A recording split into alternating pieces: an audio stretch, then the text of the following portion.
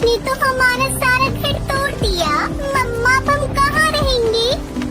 सुनहरी बेटा, चलो मैं तुम्हें तुम्हारी मौसी के घर छोड़ आती हूँ। जब घर बन जाएगा तब मैं तुम्हें वापस ले आऊंगी। तब तक तुम वहाँ रह लेना। अभी तुम बहुत छोटी हो और बारिश भी बहुत तेज हो रही है। ऐसी बारिश में अगर तुम भीगोगी तो तुम्हारी तबीयत खराब हो जाएगी। इसलिए तुम कुछ दिन अपनी मौसी के घर रह लेना। ये कहकर टुनटुनी चिड़िया अपनी बेटी को लेकर अपनी बहन के घर जाती है। पिंकी बहन, अरे ओ पिंकी बहन, दरवाजा खोलो, मैं आई हूँ टुनटुनी। वो कई बार ऐसे आवाज लगाती है लेकिन कोई भी दरवाजा नहीं खोलता। तभी टुनटुनी की नजर दरवाजे पे लगे ताले पर पड़ती है। तभी वहाँ हरिया तोता आता है।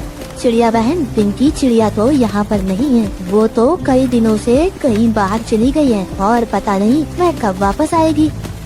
ये कहकर वो हरिया तोता वहाँ से चला जाता है। टुनटुनी चिड़िया तो ये सुनकर बहुत परेशान हो जाती है। पिंकी बहन न जाने कहाँ चली गई है और पता नहीं वो कब आएंगी। अब मैं अपनी बेटी को लेकर कहाँ जाऊँ? एक तो ये बारिश है कि रुकने का नाम नहीं ले रही। मम्मा मम्मा, मुझे बहुत ठंड लग रही है। मम्मा आप कहीं चलो ना। मेरी बच्ची तो चिंता मत कर, चल हम यहीं किसी से मदद मांगते हैं। ये कहकर टुनटुनी चिड़िया कालू कौवे के घर के बाहर आती है। कौवे भाई, मैं दूसरे जंगल से आई हूँ और मैं अपनी बहन पिंकी चिड़िया के घर आई थी, लेकिन वो घर पर नहीं है और इस तेज बारिश की वजह से भीगकर मेरी बेटी को सुला दे दो। ये सुनकर कालू कौवा अपने घर के अंदर अपनी पत्नी सुंदरी कौवी के पास जाता है। पति जी, कौन आया है इतनी तेज बारिश में हमारे घर? सुंदरी, वो अपने पड़ोस में पिंकी चिड़िया है ना, उसकी कोई रिश्तेदार है। वो उसके घर आई थी, लेकिन पिंकी तो घर पर नहीं है, इसलिए वो बारिश रुकने तक हमारे घर पर रहने की बोल रही है। नहीं नहीं कालू जी, मैं नहीं दे सकती किसी को अपने घर में आसरा। उस चिड़िया से मना कर दो। लेकिन गौरी, उसके पास एक पोटली है, तुम एक बार जाकर उससे बात तो करो। क्या कहा कालू जी? उसके पास पोटली है? तुम रुको, मैं भी जाती हूँ। देखो चिड़िया, मैं अपने घर में किसी को फ्री में रहने नहीं देती। तुम अगर मेरे घर में रहोगी तो तुम्हें मुझे कुछ तो देना ही होगा। देखो कौवी, मेरी इस पोटली में अनाज है। आज इसमें से थोड़ा अनाज तुम ले लो, लेकिन मुझे अपने घर में आसरा दे दो। ठीक है, तो फिर तुम दोनों घर के अंदर आ जाओ। फिर सुंदरी कौवी चिड़िया को एक घोंसला दे देती है और उससे कहती है, चिड़िया, तुम दोनों इस घोंसले में रहना और इस पोटली में से आधा अनाज मुझे किराए का दे दो। फिर टुनटुनी सुंदरी को उसमें से आधा अनाज दे देती है। सुंदरी कौवी वो अनाज लेकर अपने घोंसले में आ जाती है।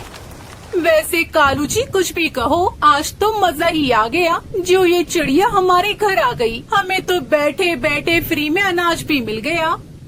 फिर ऐसे बातें करके वो दोनों सो जाते हैं। दूसरी तरफ टुनटुनी चिड़िया को तो नींद ही नहीं आ रही थी। वो तो अपनी बेटी के पास बैठी हुई थी।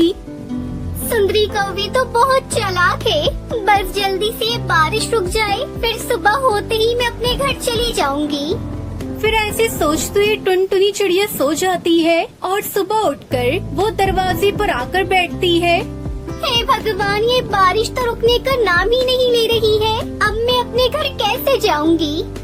तभी सुंदरी कौवी वहाँ आ जाती है। देखो चिड़िया, बारिश तो आज भी हो रही है। अगर आज भी तुम्हें मेरे घर के अंदर रहना है तो वो बाकी का अनाज भी मुझे दे दो। लेकिन सुंदरी बहन, मैं आपको आधा अनाज तो पहले ही दे चुकी हूँ। अगर मैं ये अनाज भी आपको दे दूंगी तो हम दोनों माँ बेटी क्या खाएंगे?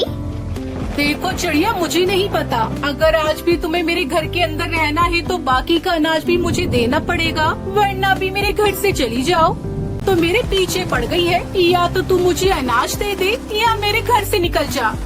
फिर टुनटुनी चिड़िया वो बाकी का बचा कुचा अनाज भी सुंदरी कौवी को दे देती है और भगवान से बारिश रुकने की प्रार्थना करने लगती है। हे भगवान, कैसे भी करके इस बारिश को बंद कर दो, हमें अपने घर जाना है। फिर ऐसे ही सुबह हो जाती है। वो फिर से दरवाजे पर आकर बैठती है, लेकिन बारिश तो रुकने का नाम ही नहीं ले रही थी। तभी सुंदरी कौवी वहाँ आती है। सुनो टुनटुनी चिड़िया, अब तो तुम्हारे पास मुझे देने के लिए कुछ भी नहीं है, तो तुम अपनी बेटी को लो, यहाँ से निकल जाओ। सुंदरी बहन, आपने हमारा सारा नाश तो ले लिया, तो अब कृपया करके बारिश रुकने तक हमें अपने घर में रह लेने दो। हम इतनी तेज बारिश में कहाँ जाएंगे? सुनो चिड़िया, मेरा घर कोई धर्मशाला थोड़ी है, इसलिए तुम मेरी बला से कहीं भी जाओ। ये कहकर सुंदरी कभी उन दोनों को घर से बाहर निकाल देती है। टुनटुनी वहाँ आकर आवाज देने वाली थी कि तभी उसकी नजर खिड़की पर पड़ती है। ये क्या?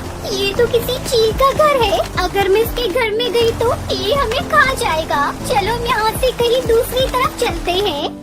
ये कहकर टुनटुनी चिड़िया अपनी बेटी सुनहरी को लेकर वहाँ से उड़ जाती है और एक खाली जगह पर जाकर बैठ जाती है।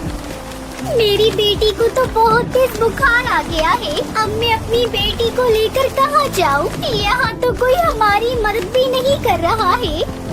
तभी वहाँ से बंटी कबूतर गुजरता है। वो चिड़िया को देखकर उसके पास आकर कहता है, चिड़िया, तुम ऐसी तेज बारिश में अपनी छोटी बेटी को लेकर यहाँ क्यों बैठी हो? अगर ऐसे बारिश में भीगोगी तो तुम दोनों को ठंड लग जाएगी।